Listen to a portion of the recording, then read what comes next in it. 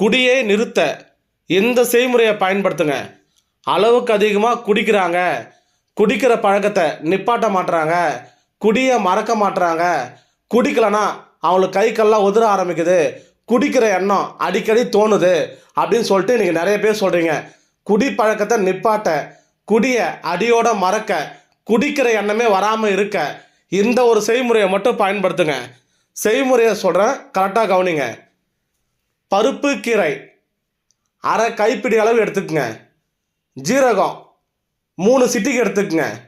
ரெண்டுத்தையுமே அம்மியில் வச்சு கொஞ்சமாக தண்ணி ஊற்றி நல்லா மைய அரைங்க. பெரிய நெல்லிக்காய் அளவுக்கு அதை உருண்டையாக பிடிச்சி காலையில் சாயந்தரம் சாப்பிட்றதுக்கு ஒரு அரை மணி நேரம் முன்னாடி அந்த உருண்டையை சாப்பிட்ருங்க.